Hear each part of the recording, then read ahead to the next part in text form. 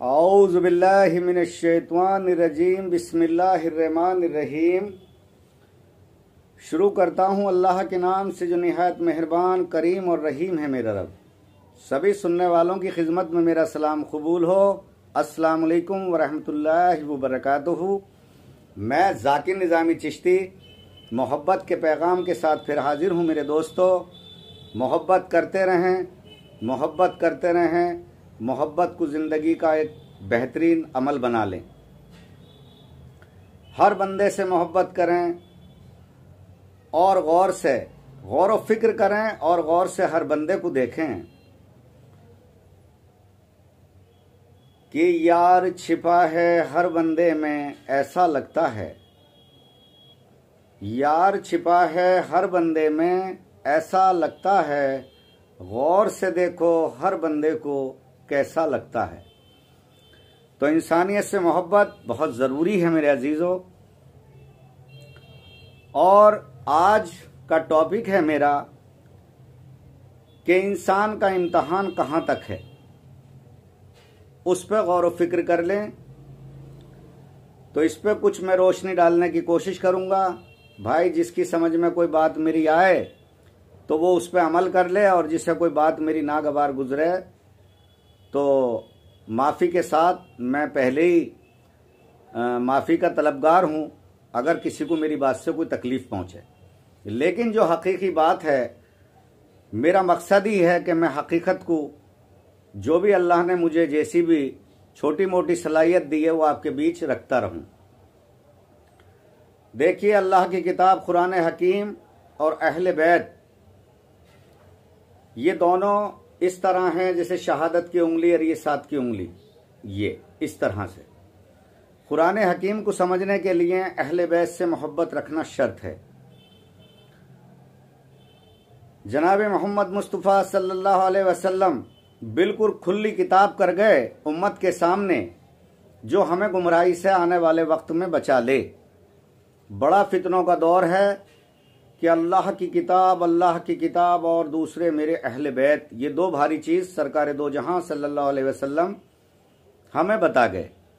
अब ये हमारी मर्जी और मोहब्बत के ऊपर है कि हम इन दोनों चीज़ों से कितनी मोहब्बत करें, या हम शैतान के बरगलाने से या कुछ गिने चुने उन शैतानों के बरगलाने से हम इस मोहब्बत को कम कर दें और कुरान हकीम को ना समझने की कोशिश करें, तो ये हमारी बदनसीबी होगी मेरे अजीज़ों। इसलिए कि अगर आप गौर व फिक्र करें तो आप अब आज से 1450, 1440 या 1430 साल पहले आप जाइए, कितनी शदीद कुर्बानियाँ दी हैं साहबा इकराम ने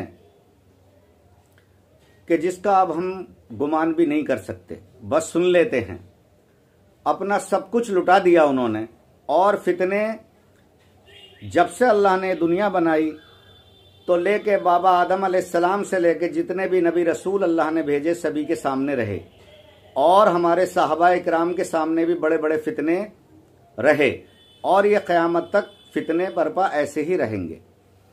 तो उन लोगों ने अपना माल दौलत जान सब कुछ लुटा दिया अल्लाह के रसूल सरकार दो जहां सल्लल्लाहु अलैहि वसल्लम के हुक्म पर और अल्लाह की मोहब्बत में। तो असली इम्तहान तो वो दे करके गए हैं, और बाकी असली इम्तहान बाकी उन लोगों के लिए हैं जो आखिर में रह जाएंगे। और सबसे बड़े बदनसीब वो लोग होंगे जिन पे अल्लाह का अजाब, जिसे क़यामत कहते हैं, वो उसे देखेंगे। तो अल्लाह ताला हमें इस अजाब से महफूज रखे और अल्लाह ताला अपनी अशद मोहब्बत दे और वो हमसे भी मोहब्बत करे। अल्लाह ताला जनाब मोहम्मद मुस्तफ़ा सल्लल्लाहु अलैहि वसल्लम तमाम नबी रसूलों की मोहब्बत दे और अहले बैत की अशद मोहब्बत दे, साहबा इकराम की मोहब्बत दे और औलिया इकराम की मोहब्बत दे, जो आज हमें हकीकी रास्ता बताते हैं अल्लाह वाले, वो हमें समझने की और अमल करने की तौफीक दे। मेरे अजीज़ों, ये बात मैंने इसलिए ही कही कि हम तो बहुत फ़ायदे में हैं अगर गौर व फिक्र कर लें। हमें सब कुछ विरासत में ऐसे मिल गया। सबसे पहले जनाब मोहम्मद मुस्तफ़ा सल्लल्लाहु अलैहि वसल्लम के हम उम्मती हैं, ये सबसे बड़ी खुशनसीबी है। और आज सब कुछ ऐसे विरासत में मिल गया कि अगर हम सच्ची नीयत के साथ भाई कुरान हकीम पढ़ें, अहले बैत से मोहब्बत रखें, साहबा इकराम से मोहब्बत रखें, औलिया इकराम से मोहब्बत रखें और तमाम अपनी बुराइयों से लड़ते रहें और अल्लाह की मखलूक की खिदमत करते रहें और मोहब्बत करते रहें, तो यकीनन हमारा बेड़ा पार हो जाएगा। अगर कोई इंसान कुरान या हदीस या बहुत सारी किताबें पढ़ के इस गलत फहमी में रहने लगे कि मैं तो बहुत बड़ा आलिम हूँ और मैं तो बस मैं ही मैं हूँ और कोई और नहीं है, तो ये गौर व फिक्र करने की बात है। हम यूं फ़ायदेमंद हैं कि अगर हम इन चीज़ों पर अमल करते हुए और इस दुनिया फ़ानी को छोड़ के और अल्लाह की तरफ लौट जाएं तो हम बड़े खुश नसीब हैं। कहते हैं कि आखिरी सांस तक भी ईमान पर खात्मा होना चाहिए। अल्लाह ताला आपका और हमारा ईमान पर खात्मा करे। देखिए वो जो आखिरी दौर होगा, जो मैंने कहा कि फितने आखिरी दम तक, कोई पूरी जिंदगी में मिसाल देता हूं, पूरी जिंदगी नमाज कुरान हदीस पढ़ता रहे, तमाम तक़वे परस्ती करता रहे, तो आखिरी फितना जब हमारे उन लोगों के सामने होगा, मैं उम्मीद करता हूं कि अल्लाह ताला वो वक्त कम से कम हमारी ज़िंदगी में और आपकी ज़िंदगी में नहीं लाएगा जो आसार लगते हैं। वैसे तो एक लम्हे का भी पता नहीं, जो जब चला गया उसी के लिए जब भी क़यामत है। कि मेरे अजीज़ों, वो कितना ख़तरनाक मोड़ होगा कि जब दज्जाल हमारे सामने होगा या उन लोगों के सामने होगा जो उस वक्त को देखेंगे। वो आज के दज्जाल तो क्या करते हैं, झूठी हदीसें और झूठी रिवायत और तर्जुमे गलत करके उम्मत मोहम्मदी को गुमराह करना चाहते हैं। क्योंकि मुझे तो ऐसा लगता है कि वो हम में से है ही नहीं, सरकार के वो नाम के उम्मती हैं। उम्मती तो सच्चा वो है जो उनका शैदा और उनकी बातों पे अमल करने वाला है। दज्जाल में वो क़ुव्वत वो ताकत होगी, वो भी अल्लाह की तरफ से दी हुई होगी। ये इम्तहान होगा उन ईमान वालों का। अल्लाह ना करे, अल्लाह ना करे, जब मैं गौर व फिक्र करता हूँ सोचता हूँ कि वो लोगों को मारेगा और जिंदा करेगा और कहेगा कि कहो मैं तुम्हारा खुदा हूँ। अब बहुत से लोग खौफजदा होकर जिन्होंने पूरी जिंदगी नमाज रोज़ो और उनमें लगा दी, लेकिन ये बात दिल में नहीं उतरी, ज़ुबानों से ही कुरान पढ़ते रहे, ज़ाहिरा नमाजें पढ़ते रहे और अपने बातिन को पाक नहीं किया। इंशाअल्लाह जिनका बातिन पाक होगा उनके ईमान में लर्जिश हरगिज नहीं आएगी। अल्लाह की उन्हें मदद मिलेगी, यकीनन अल्लाह की मदद मिलेगी। और उस दज्जाल से भी वो कह देंगे कि तू झूठा है, तू मक्कार है। वो लाख लोगों को मारे और जिलाए। तो सोचो कि शुरू वाले लोगों ने किस कदर इम्तहान दिए, हमारे साहबा इकराम ने कैसी कैसी कुर्बानियां दी, मौलाए कायनात मौला अली शेर खुदा अलैहिस्सलाम के घराने ने कैसी कुर्बानी दी इस दीन इस्लाम के लिए। और वो आखिरी वाले लोग कैसे कैसे अपने ईमान को बचाएंगे, कौन कौन मजबूत रह पाएगा, ये अल्लाह ही बेहतर जानता। तो हम तो बहुत फायदे में हैं, ये सब कुछ विरासत में है।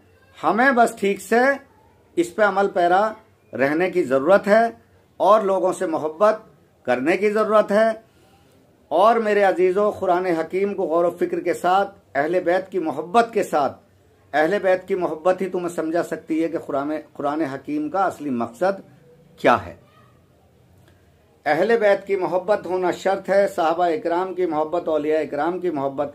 आज भी कुछ अल्लाह वाले दुनिया में बहुत सारे ऐसे मौजूद हैं जो हमें हकीकी रास्ता दिखा सकते हैं और हमें भटकने से बचा सकते हैं, जो एक अल्लाह वालों का काम होता है। इसीलिए हर अल्लाह वाला याद इलाही में हर एक अपने मुरीद को और जो भी उनसे निस्बत और उनसियत और मोहब्बत रखते हैं। हालांकि आज का दौर बड़ा कठिन दौर है। पहले लोग अपने पीरों को और हकीकत को ढूंढने के लिए हज़ारों मीलों से आते थे। आज तो कहाँ पीर साहब और कहाँ मुरीद, कुछ लोगों को अगर छोड़ दूं तो खैर, बस आप समझ सकते हैं कि मैं क्या कहना चाह रहा हूं। मगर होशियार फिर मैं आपको कर रहा हूं, फिर गौर व फिक्र दिला रहा हूं और कह रहा हूं कि गौर व फिक्र कर लें। ऐसे शैतानों से, ऐसे मक्कारों से, ऐसे यजीदियों से बच जाएं जो आज मौलाए कायनात के लिए तरह तरह की आयतें, तरह तरह की तुम्हें रिवायतें सुनाकर और तुम्हें गुमराह करने की कोशिश करते हैं और तुम्हें मोड़ने की कोशिश करते हैं। और बस अगर इस गुमराही से हम बच गए तो हम समझो कि हमने शैतान को मात दे दी। तो बिल्कुल इनकी किताबों पे, इनके डिग्री पे, इनकी मौलवियत में कौन सी डिग्री हासिल करी है, इस बातों पे ना जाएं। जो तुम्हें और हमें गलत रास्ता दिखाता हो, जो अल्लाह के रसूल सरकार दो आलम सल्लल्लाहु अलैहि वसल्लम के घराने के खिलाफ उसके दिल में ख्याल भी आता हो, जाहिर कर रहे हैं, अब तो खुल के जाहिर कर रहे हैं, तो समझ लो कि वो इंसान के भेष में शैतान है। ऐसे शैतानों से बचने की कोशिश करें। जो मुझ खाकसार से रब्ता करना चाहे तो मेरा फ़ोन नंबर है 9871979621 9871979621। भाई हालांकि मेरे हाथ में मेरे भाइयों कुछ भी नहीं है और मेरे हाथ में तो अख्तियार अपनी एक अगली सांस का भी नहीं है। ये अल्लाह का करम है कि मुझ खाकसार से वो ये काम ले रहा है। जैसी भी खिदमत हो रही है मैं कर रहा हूँ और करता रहूँगा। और जो चिश्तिया सिलसिले के जैसे 14 सलूक हैं अल्हम्दुलिल्लाह बहुत मेरे मुरीदैन कर भी रहे हैं। अल्लाह ताला उन्हें कामयाबी अता फरमाए, अपनी मोहब्बत से उनके दिल में नूर भर दे और उन्हें दोनों जहां की कामयाबियां दे। अस्सलाम वालेकुम व रहमतुल्लाहि व बरकातुहू।